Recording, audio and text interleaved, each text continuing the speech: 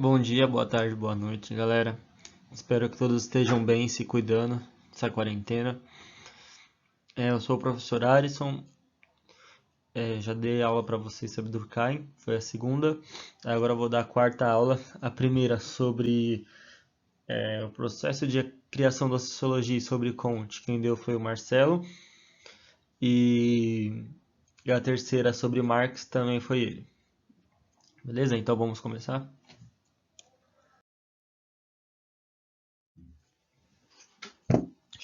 Quem foi Weber? Karl Emil Maximilian Weber foi um sociólogo, jurista e economista alemão.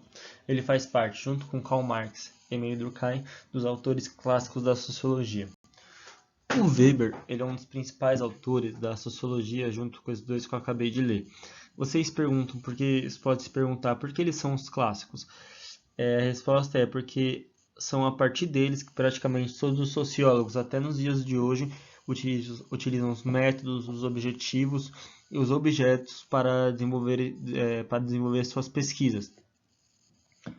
Ou seja, tudo que for de produção científica sociológica desde a época desses clássicos teve como base o estudo deles. O Comte ele não é considerado um clássico da sociologia porque ele teve o objetivo de criar o estudo social da quer dizer, o estudo científico do meio social, que é consequentemente a sociologia.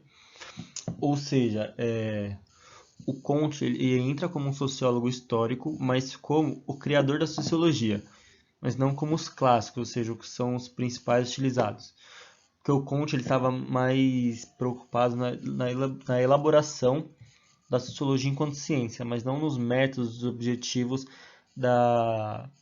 do estudo sociológico.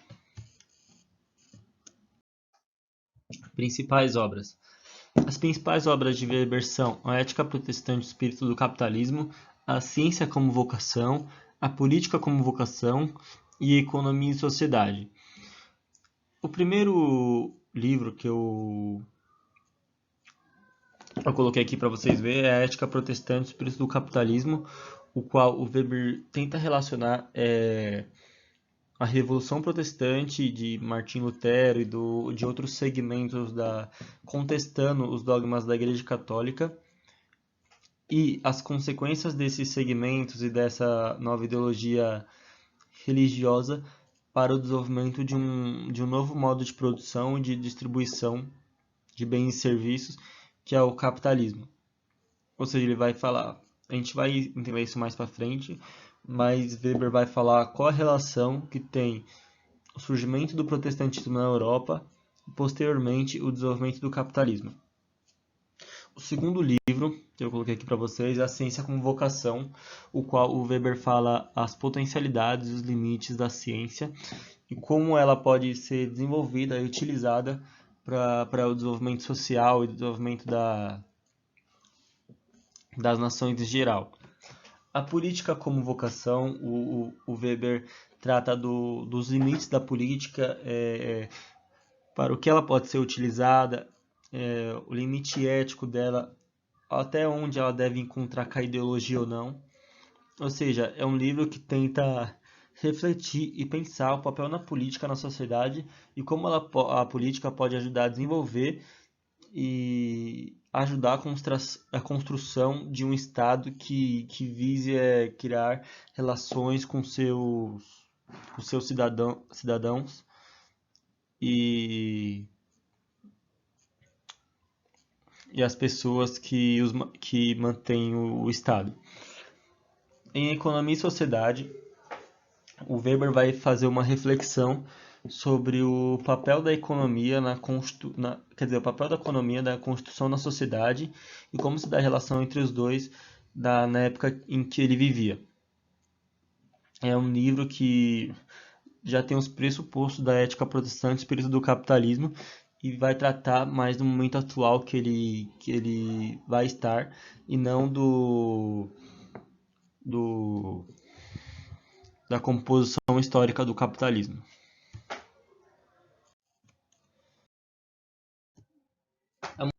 Objeto e metodologia. Objeto. Para Weber, o objeto de estudo sociólogo deve ser a ação social, suas origens, efeitos e significados sociais. Metodologia. Segundo Weber, a metodologia se dava pela análise imparcial e classificatória do objeto de estudo. Portanto, era necessário que o pesquisador fosse dotado de uma neutralidade axiológica, ou seja, de uma neutralidade em relação ao seu objeto de estudo, com base em uma análise neutra e imparcial. O sociólogo deveria identificar as ações sociais dos sujeitos e classificá-las. Ou seja, para Weber, o objeto de estudo deve ser a ação social, ou seja, focado na ação que o sujeito ou algum grupo faz, mas principalmente o sujeito. E é diferente do que o Durkheim analisava como objeto. Para Durkheim, o principal meio de estudo para ele seria as instituições sociais e como as instituições coagem, elas eram gerais em relação aos indivíduos, etc. Pro Weber, não. O importante para ele é estudar ação individual. E a metodologia para ele, ou seja, o modo que você vai estudar isso deve ser primeiro, através da seleção dessas ações sociais e da classificação delas. Mas antes disso, o pesquisador, ou estudioso, ou sociólogo que vai estudar essas ações sociais, ele deve ter uma neutralidade total em relação aos dados, em relação ao que ele achar. Ou seja, eu posso tentar escolher o que eu vou estudar, mas a partir do momento que eu escolhi, eu vou começar a pesquisa, eu tenho que ser imparcial, entende? Ou seja, eu vou dar um exemplo bem banal aqui. Eu vou fazer um estudo, motivos historicamente que mostram por que a esquerda é melhor que a direita. Dando um exemplo, eu faço esse estudo. A minha escolha do estudo vai ser parcial, porque eu quero mostrar que a esquerda é melhor que a direita. Mas, a partir do momento que eu começo o estudo, eu tenho que ser imparcial. Ou seja, se eu encontro lá os dados mostrando que isso não é certo e não é um objeto claro, eu tenho que descrever isso na minha pesquisa. Entende? Ou seja, o motivo que faz eu escolher o objeto não é parcial, é parcial, mas o modo que eu vou estudar o objeto deve ser imparcial. Entende? Ou seja, eu vou escolher parcialmente, mas se eu analisar e não sair o resultado que possivelmente eu quero, eu vou ter que descrever. Eu tenho que ser completamente neutro e imparcial em relação ao objeto. Essa é a metodologia que o Weber exige dos sociólogos e dos pesquisadores. Vocês estão vendo aqui também como é interessante aqui como o Weber e o Durkheim oferecem um objeto e uma metodologia para se estudar. Vocês estão vendo porque eles são clássicos? Porque eles estão definindo a base de estudo da sociologia, ou seja, todo mundo que vem depois já vão utilizar o que os clássicos já deixaram que deve ser estudado e como deve ser estudado da sociedade.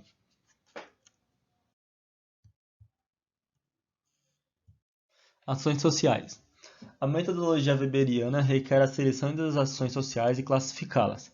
Weber separa e classifica as ações sociais em 4 tipos: ação social com relação a fins, ação social racional com relação a valores, ação social tradicional, ação social afetiva.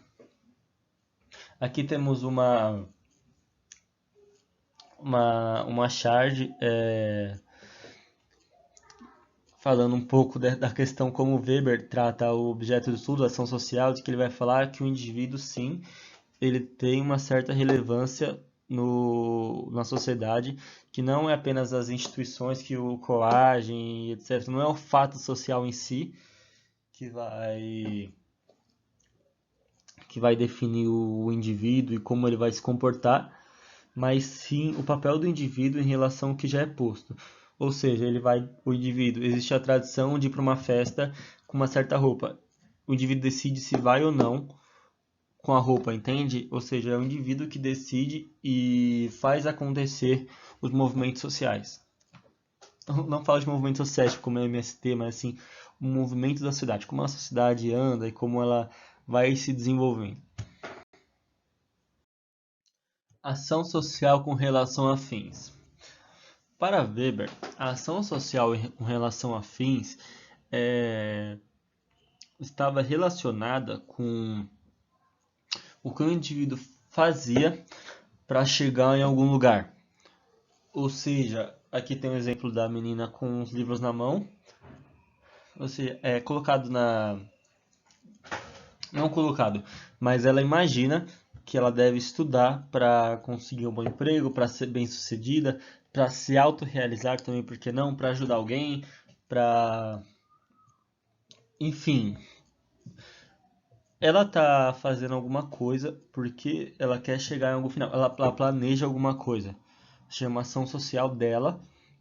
Ela tá agindo desse jeito, ou seja, estudando para chegar em algum lugar. Aqui temos um homem trabalhando, e aqui também você trabalha.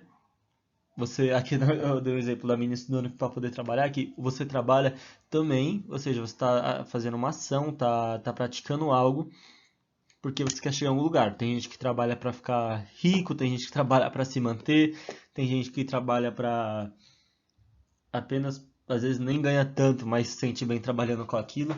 Mas todo o estudo, nesse caso, o trabalho, tem fim em alguma coisa. Você faz isso para porque quer ter uma perspectiva. Mas não necessariamente isso quer dizer um projeto de vida. Você pode perguntar, mas e as pessoas que quase não têm dinheiro? Elas trabalham o dia todo e não tem projeto de ser feliz, projeto de enriquecer? Sim, mas elas trabalham para não passar fome.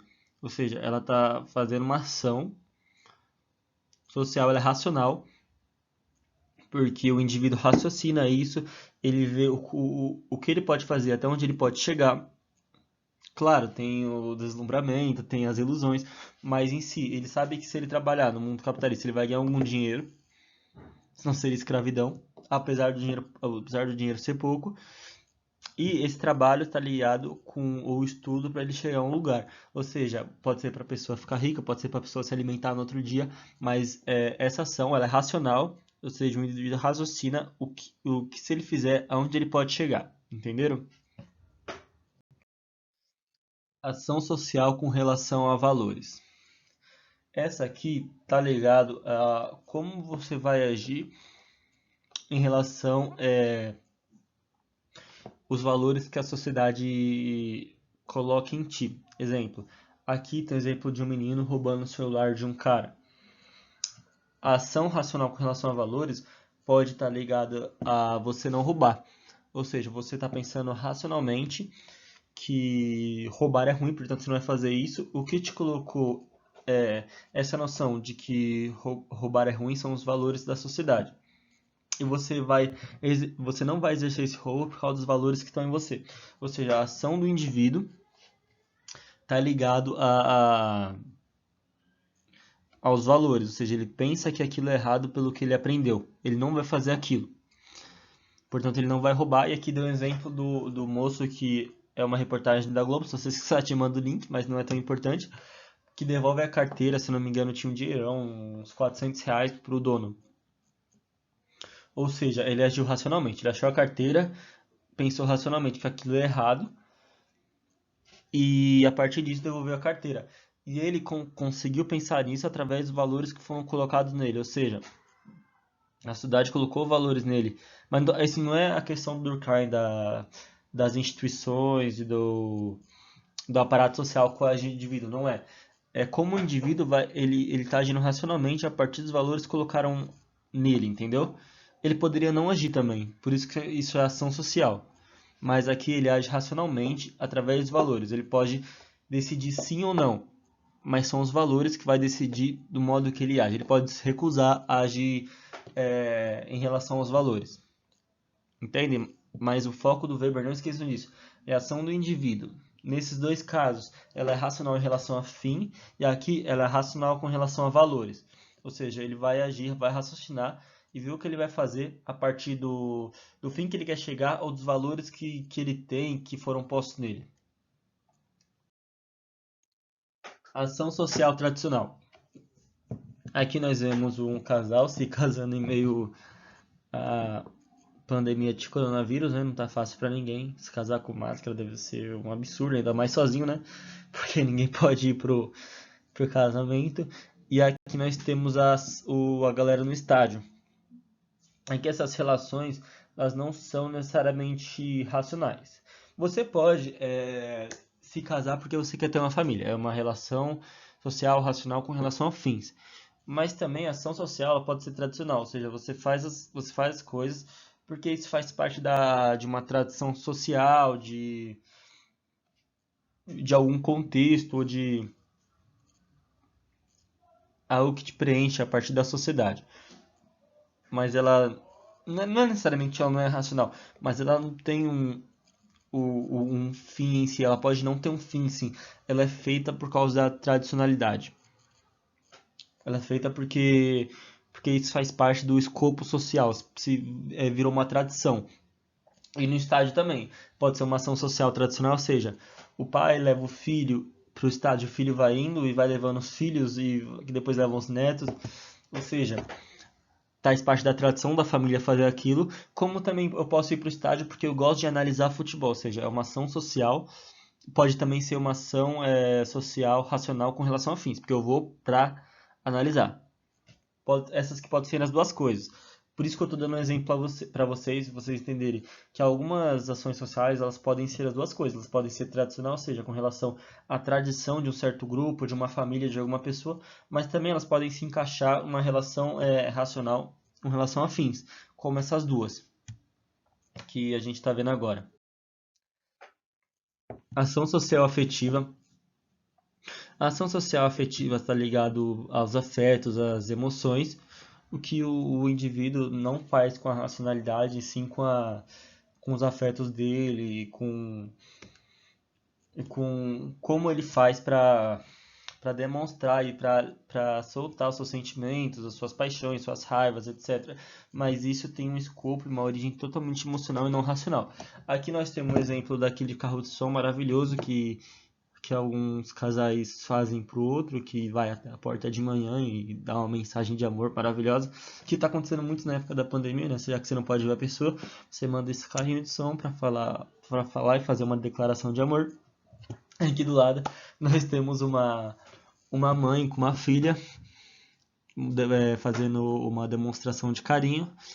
Ou seja, tanto nesses dois casos e ambientes, nós vemos que a racionalidade não está presente. Claro, todo indivíduo precisa de racionalidade, mas vocês entendem no sentido que nos dois casos estão se mostrando afeto e o carinho de um indivíduo pelo outro. E uma coisa, vocês vão fazer o vestibular, vão fazer o Enem, não se esqueçam, essas são as principais questões de Weber, são as ações sociais dele e a importância do indivíduo na constituição histórica e na constituição da sociedade. O indivíduo não vive sozinho, ele faz parte da sociedade, mas as ações que ele vai ter são preponderantes para o movimento da sociedade e para as questões e para o mundo acontecer. Não são as instituições e o fato social que coage o indivíduo. Não, é o indivíduo que, a partir do que a sociedade tem, vai decidir o que ele vai fazer. É o indivíduo que movimenta todo o corpo. Teoria da dominação. No campo da teoria da sociologia política, Weber contribuiu com uma teoria da dominação, que fala dos modos de poder existentes. Para o pensador, existem três tipos de dominação, ou três tipos de poder, ou dominações que lhe conferem alguma legitimidade. Dominação legal, dominação tradicional e dominação carismática. Vamos ver quais são, no caso, né? O Weber, ele fala, é muito interessante essa questão de que apesar do Weber falar da força do indivíduo, ele analisa bastante a questão da economia em si, ou seja, da grandeza da economia e como ela envolve a sociedade e também da política. Como a política pode ser um fator muito importante da constituição social. A dominação legal. A dominação legal, segundo Weber, se dá pelos aparatos jurídicos e constitucionais. Ou seja, eu domino um corpo, um indivíduo, através das leis. Ou seja, você não permite o roubo na sociedade capitalista, porque Na sociedade capitalista, a propriedade privada é uma lei. Ou seja, todo indivíduo tem direito à propriedade, etc, etc, etc. Ou seja, nesse estilo de sociedade, no capitalismo, é definida uma lei ou um aparato legal para proteger o principal fundamento da sociedade, que é a propriedade privada. Vocês entendem o cerne da questão? Você domina o indivíduo, ou seja, controla a sociedade, controla os indivíduos a partir da defesa e de leis que cernem e definem o modo de produção e de vivência das pessoas. No caso da nossa sociedade, o capitalismo, a dominação legal, ou seja, as leis, elas sempre estão pautadas e são ramificadas e feitas a partir da teoria de que a propriedade é lei. De que todo indivíduo tem direito à propriedade.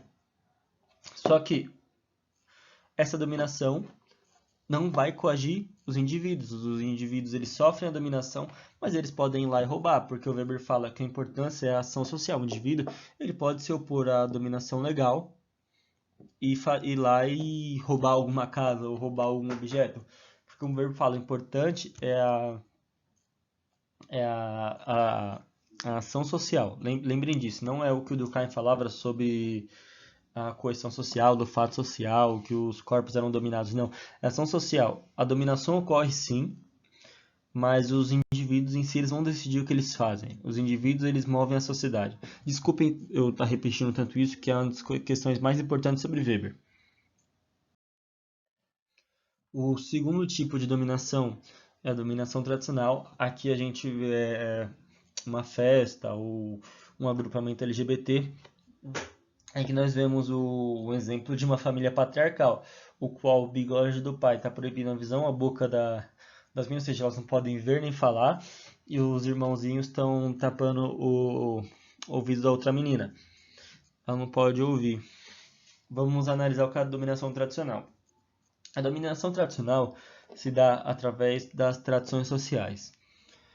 E eu vou falar o exemplo aqui para vocês entenderem melhor. Muita gente não sai do armário. Acho que todo mundo sabe disso. Isso se dá porque os corpos eles são dominados tradicionalmente. Ou seja, é colocado na cidade que ser gay é errado. As pessoas veem o quanto os gays sofrem. Ou seja, uma pessoa que sabe que é homossexual não se revela. Porque ela está dominada tradicionalmente. Mas os indivíduos, apesar dessa dominação, podem sim ir lá e se libertar. Como o Weber fala, o importante é a ação social. Mas existem sim dominações através da tradição. E aqui o exemplo da dominação machista, nos quais os homens eles privam as mulheres de falar certas coisas, dominam o corpo das mulheres. Existe a questão do machismo estrutural, que faz com que os homens ganhem mais que as mulheres, etc.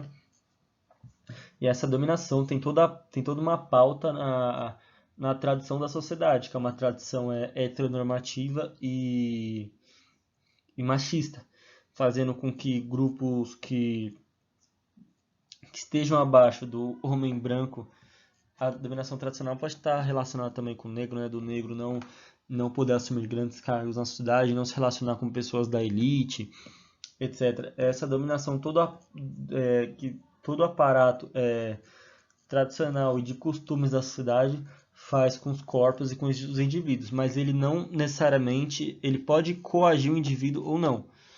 Ou seja, não é o fato social que vai coagir, vai ser exterior e vai ser geral. Não. O Weber fala, a ação social ela pode fazer com que o indivíduo, apesar dessas condições das dominações tradicionais, falar, não, eu não aceito isso, e ele se liberte dessas questões. A dominação carismática. Aqui nós temos dois políticos históricos, né? Primeiro é o Hitler, que foi o líder da Alemanha nazista na Segunda Guerra e no Terceiro Reich, que deu o golpe e se tornou o líder da Alemanha nos anos 30, provocando a Segunda Guerra. Todo mundo sabe sobre Hitler, né? Não precisa ficar muito. O segundo é Winston Churchill, que liderou a Inglaterra na Segunda Guerra Mundial contra os nazistas. O que ambos tinham era seu carisma. Muito se fala que o Hitler era um grande estrategista, mas não, a verdade é que a importância do Hitler foi, através do seu carisma, através de suas ideias, conseguir unificar a Alemanha através de um projeto. Porque como estrategista político, estrategista militar, falamos que Hitler não era bom. Ele cometeu uma série de erros na formulação de táticas militares da Alemanha na Segunda Guerra e de erros que ele cometeu que levou a Alemanha para o buraco, vamos dizer assim, na Segunda Guerra, fez com que ela perdesse para a União Soviética, para os Estados Unidos. Mas ele tinha essa questão de que ele conseguia dominar a sociedade através do carisma dele, através do modo como ele falava, que ele conhecia as pessoas. Ele era um líder com as pessoas se identificavam muito na Alemanha. A outra dominação, quer dizer, a outra dominação não, a mesma dominação. O outro político é o Winston Churchill, que conseguiu assumir o cargo de primeiro-ministro na Inglaterra, sendo que nessa época ele já era rejeitado, e através do seu carisma e do jeito que ele falava, do jeito que ele conseguia atrair as pessoas e incentivá-las, fazer com que a Inglaterra se unisse e resistisse aos ataques alemães da Segunda Guerra, o qual as pessoas achavam que não conseguia, a guerra já estava perdida, a Alemanha domina a Inglaterra, mas não, isso o Churchill conseguiu através do carisma dele e através do seu modo de contagiar a população inglesa, criar uma resistência que para muitos é improvável. Muito se fala de que o Churchill é um político histórico, mas eu peço que vocês pesquisem um pouco sobre as contradições do Winston Churchill no modo que ele defendeu em algum momento a ideologia nazista no começo do nazismo, de que ele cometeu genocídios em países orientais quando era líder da Inglaterra, incentivou esses genocídios. Peço que vocês deem uma pesquisadas porque a mídia tradicional tenta trazer o Churchill como um grande político, um grande líder histórico democrático, mas não, ele tinha uma série de ideias preconceituosas e ações completamente genocidas em países subdesenvolvidos. Acho que subdesenvolvido não é a palavra, né? Porque o mundo não era dividido naquela época, mas países orientais, países fora do eixo civilizatório capitalista, que é a Europa e os Estados Unidos. Aqui a gente vai entrar na última questão da aula, que é a Revolução Industrial para Weber e Marx. Para Weber, a Revolução Industrial e o desenvolvimento capitalista em certos países estava ligada à cultura protestante desses, enquanto para Marx estava ligada à acumulação primitiva do capital na era do mercantilismo e do domínio colonial. Ou seja, vamos entender. Gente, isso aqui é uma coisa que não necessariamente vai cair em prova, mas eu acho muito importante vocês entenderem a relação, principalmente para a prova de história e para algumas perguntas que podem ter no vestibular. O Weber, ele achava que a Revolução Industrial se dava através dos indivíduos, ou seja, a ética protestante, o espírito do capitalismo fala isso. Os protestantes têm uma ideologia de que o indivíduo tem que trabalhar mais, todos os protestantes da Europa antiga, do século XVIII, XIX, que os protestantes eles devem trabalhar muito, não se render aos prazeres da terra, e todo o dinheiro que eles guardarem, eles devem acumular. E a partir desse acúmulo de dinheiro, eles devem investir. Ou seja, para o Weber ter a visão que a Revolução Industrial se deu através dessa visão de mundo e dessas pessoas dos países protestantes, por exemplo, da Inglaterra, da Alemanha, o qual trabalhavam muito, guardavam dinheiro e investiam no melhoramento das máquinas. E a partir desse melhoramento foi criando grandes processos industriais, o qual se deu a Revolução Industrial, entende? Que foi a partir do acúmulo do investimento de vários indivíduos que foi se formando as indústrias na Inglaterra. Ou seja, Weber achava que a Revolução Industrial era uma ação individual de certos indivíduos a partir da sua ideologia. Para Marx, não. Para Marx aconteceu uma coisa chamada acumulação primitiva do capital, que foi o momento antes da Revolução Industrial, o qual os burgueses e os capitalistas acumularam muito dinheiro para poder investir em máquinas, em processos de infraestrutura nos países que tiveram a Revolução Industrial. E essa acumulação primitiva se deu principalmente com o endividamento do Estado, com cercamento de terras e expulsão dos camponeses, do tráfico negreiro. Muitos falam que o tráfico negreiro ocorreu porque os índios não sabiam trabalhar, etc. Mas é mentira, o tráfico negreiro ocorreu muito porque era muito lucrativo para os burgueses das metrópoles, da Inglaterra, de Portugal. Ou seja, todo esse dinheiro que foi acumulado antes da Revolução Industrial Por isso que ele é primitivo, uma acumulação primitiva.